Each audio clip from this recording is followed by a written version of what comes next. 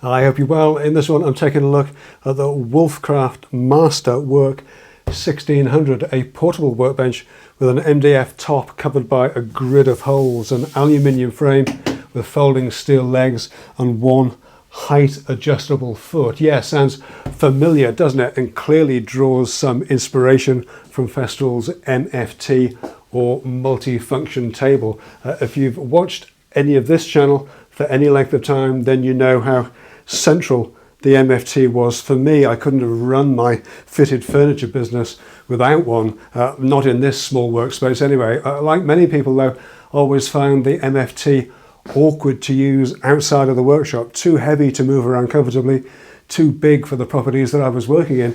And I made my own portable workbenches for site use and eventually replaced my original MFT 1080 with a custom-made workshop MFT, and I'll be remaking this bench before too long, so keep your eyes peeled for that one. But if you wanted to buy a ready-made portable bench, especially one that's a bit more budget-friendly, then you'd find the options pretty limited. Here in the UK, Festool's MFT3 Basic, that's without the guide rail or the hinge, the Basic comes in at around £670, including that.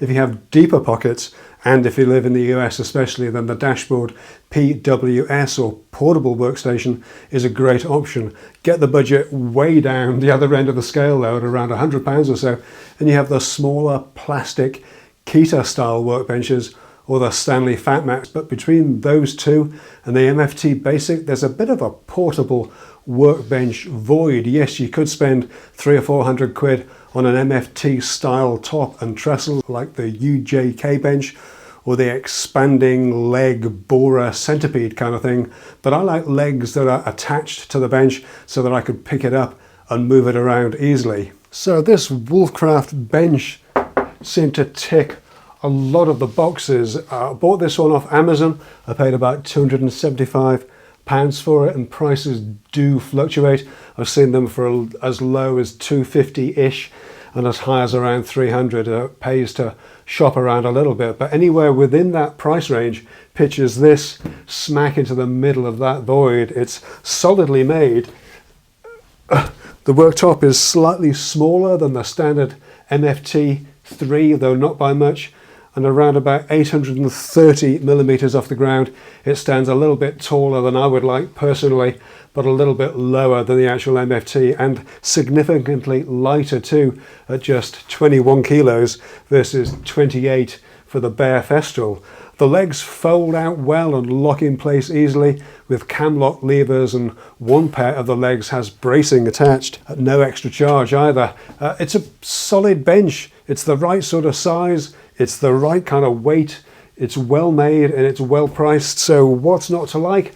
Well, almost everything else, to be perfectly honest. It's like the basic blueprint for this bench was designed by one team, but the actual manufacturing by another. For example, the castings on the corners of the bench that support the leg frames and the extrusion, these castings extend beyond the profile of the frame. That's possibly a good thing for the stability in use, as it gives a wider track, but it's really a bad thing for stability at all other times. Storing it, putting it in a vehicle, even putting it to one side as you fold up the box to get it out of the way. Stand this bench on one edge and it just falls over. Literally, my first experience of it after I took it out of the box was one of disappointment, not delight. Wolfcraft's solution to this included in the box, so to be fair, they've given it some thought, clearly. Their solution are these little plastic feet that attach to the extrusion around the sides, and I can just see these getting snagged and catching on things, just generally getting in the way, and about as far from the ideal solution as possible, bearing in mind that this whole thing, someone has designed the whole thing from scratch. These just feel like a complete afterthought.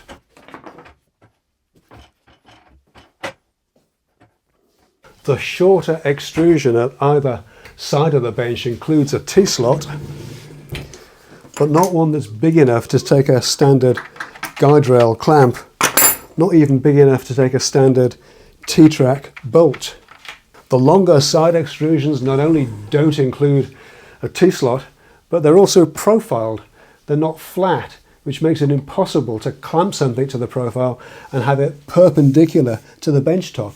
Now, whether that's to work on the edge of a board or to join two parts together at right angles, the ability to clamp something in that way to make the side of your bench into a poor man's Moxon vise, that's one of the fundamentals of benches of this kind. The MFT and all my DIY benches have this, but you simply can't do that with this Wolfcraft. Those plastic feet that I talked about earlier, they can be pressed into use like this, but you'd have to move them around to suit the workpiece, and a simple T-slot in the side would have been so much easier, bearing in mind again that 80-20 style extrusion is commonplace and manufactured by the mile. I just don't see the logic in using something as proprietary as this. No T-slot means no rail hinge either, of course, so if you want to use this as an on-site cutting station, you're going to be using bench dogs with rail clips or dog locks, and the layout of the grid means that the distance between the holes is severely restricting. You'll get about a 490mm crosscut between the bench dogs at most. You can use portrait mode for a longer crosscut, of course, almost 750mm between these two holes, but you won't have the material support at either side of the cut. It's got to be said as well that every one of the ragtag collection of bench dogs that I've got, culled from over the years, they're all just that little bit loose in these holes. In fact, the only ones that fit well are the quad style dogs where the rubber O-rings tighten it up nicely, or the original dogs that come with the Wolfcraft kit. These ones look like they're designed to hold pipes or tubes or something like that, and they can be stored inside the plastic feet, so there's clearly been a little bit of thought going on somewhere, because that's a nice touch.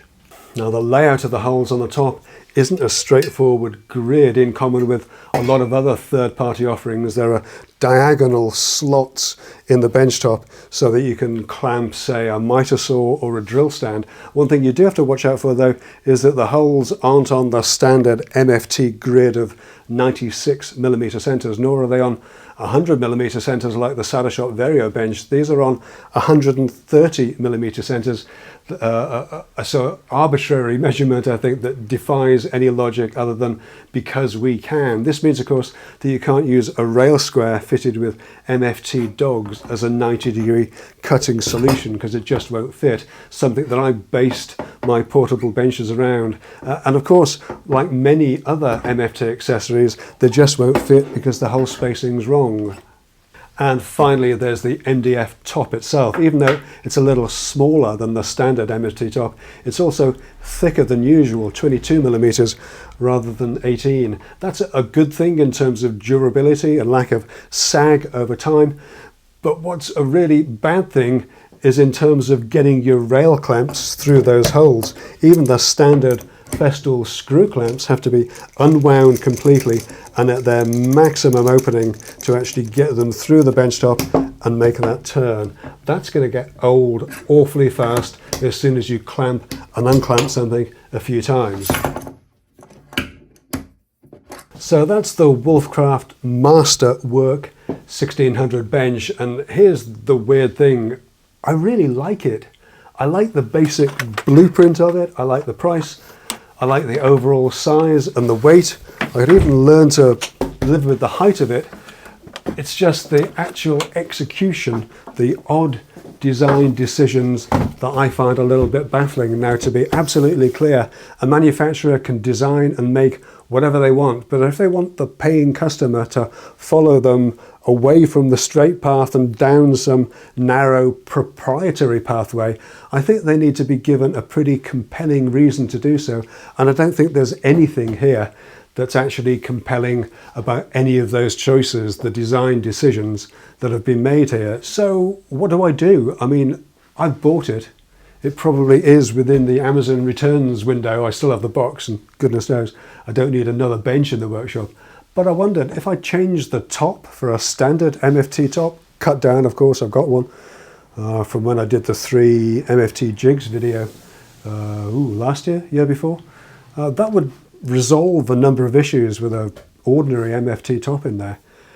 And maybe I could take a look at adding some T-track somehow onto the front apron here, adapting it to fit the extrusion, then maybe there's a chance we could make it into a better bench, or just one that works better for the way that I work. Worth the effort, do you think?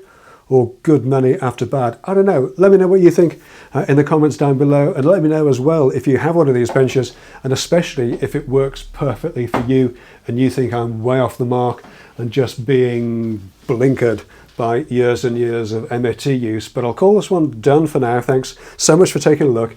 Thanks as always to my amazing 10-Minute Workshop Plus members. Come and join us, be part of the community, join the conversation that helps to shape these public facing videos. There's more details at 10minuteworkshop.com, or you can sign up directly at 10minuteworkshop.plus. Or if that all sounds like a bit too much of a commitment for you, then come and join the newsletter and stay in touch that way at 10minuteworkshop.email. Links to everything down in the description below as always. But that's all for now. Thanks for stopping by, and I'll see you all again very soon. All right, take care.